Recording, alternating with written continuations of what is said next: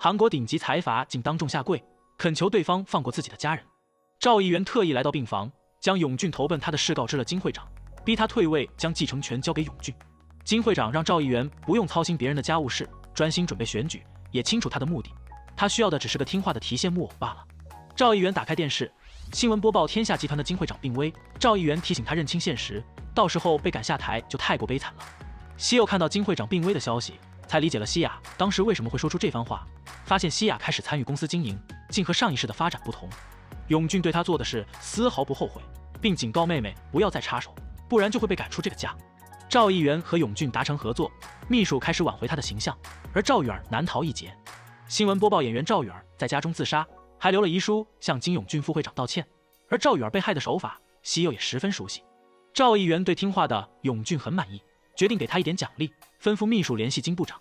金部长召集一众检察官，说金会长病危，但继承程序钻了不少法律漏洞，随即成立了特别搜查组，由江震负责。得到消息的金会长将他手中的底牌告知了女儿。老谋深算的赵议员早就猜出他的动向，随后江震以贪污公款为由逮捕了程俊。正如赵议员所料，金会长拖着病体前来找他，金会长跪求赵议员放过他的孩子们，恳请两人的勾结就在这一带结束。赵议员可不会放过这枚棋子，金会长眼神一冷，拿出录音。1993年，当时还是检察官的赵议员，以天下集团涉嫌非法勾当为由找到金会长，想要和他达成合作，帮助自己顺利完成选举。金会长威胁赵议员，要是不收手，就一起去监狱里度过余生。秘书带着杀手准备除掉金会长，女秘书认出杀手就是自己的哥哥。审讯室里，江震收到上级只是要释放程俊。金会长得知消息，吩咐秘书尽快将股份转给西亚，不要再生变故。金会长对女儿很歉疚，柔弱的身躯要独自扛起天下集团，还要被迫放弃原本想要的平淡生活。西亚刚离开医院，秘书就带着杀手来到病房，在金会长的点滴里注射了什么。次日新闻播报，天下集团的金会长于凌晨在天下医院离世，享年73岁。西柚很不解，明明还没到金会长离世的时间，意识到可能是因为自己的介入改变了未来。李准基复活重生，频频开挂，帮财阀女主守护家业。西柚来到金会长的灵堂前，看着赵议员送来的花篮和憔悴许多的西亚，决定帮助西亚拿到天下集团。西柚走后，西亚吩咐保镖调查他，父母朋友一个都不能遗漏。赵议员也前来祭奠，随后吩咐手下开始行动，增加天下控股的持股。西柚打算借这个机会抓住金部长，金会长一死，特别搜查组也随之解散了，金部长的堡垒就岌岌可危了。西柚调查出金部长妻儿的公司涉嫌非法勾当，而家人就是拖垮权威者的最好办法。韩美正写着新闻稿，西柚拜托他帮自己写个报道，内容就是天下集团金西亚部长的时代即将来临。韩美也有身为记者的原则，不能因为是朋友就这样做。西柚说金会长认定的接班人就是西亚，他也是三兄妹中唯一不会向赵议员低头的人。但现在所有的新闻都是围绕永俊和程俊，这都是赵议员为了扩大自己的势力搞的鬼。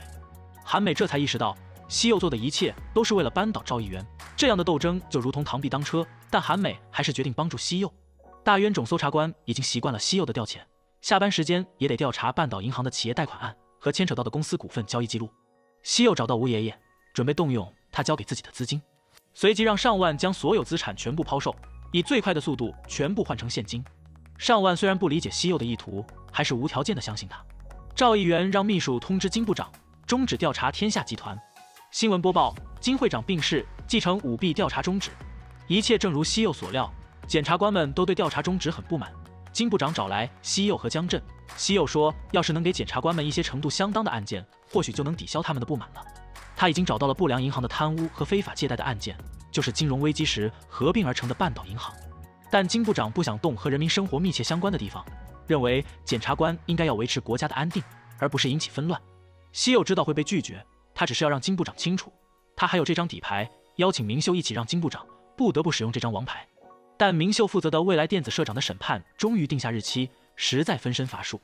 最高端的猎人总是以猎物的方式出现，李准基对战全力顶峰。西亚调查了西柚，不敢置信他竟然手握巨额资产。保镖解释，西柚似乎很有投资天分，从大学时期就靠不动产和股票赚了很多钱。西亚决定找西柚当面问清楚。西亚直言，在他父亲过世后，西柚就借上万的名义将所有财产转换成现金，总是在适当的时机接近自己的目的是什么。西柚讶异西亚调查了自己，将他这一切都是为了扳倒赵议员告知了西亚，也清楚赵议员早晚会重新调查天下集团，将不法行为昭告天下，借此动摇他的家族，定会不择手段摧毁吞并天下集团。西亚认为自己公司的股权结构很稳固，不可能会被赵议员轻易夺走。西柚决定帮助西亚守护天下集团，第一步就是抓住半岛银行的负责人蒲某，他就是赵议员的资金管理人，之后就会将他持有的天下集团的15%的股份交给西亚。但是有一个条件，要是西亚当上会长，必须断绝与政界的所有关系，否则也会将他送进监狱。金部长请求赵议员允许他继续调查天下集团，赵议员不为所动。这时东部地检的检察长也来了，金部长气愤赵议员摇摆不定，只当他是条可以使唤的狗。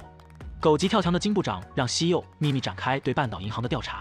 鱼儿终于上钩，西柚找到厅长，决定利用金部长手上半岛银行的底牌，砍断赵议员的臂膀。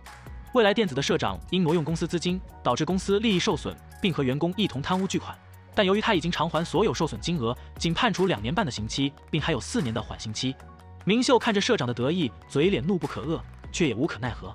西柚找上赵议员家，说要汇报一件与金部长有关的急事。西柚终于走进了大韩民国的权力核心，也是垃圾的聚集地。西柚站在赵议员面前，直言他要除掉金部长。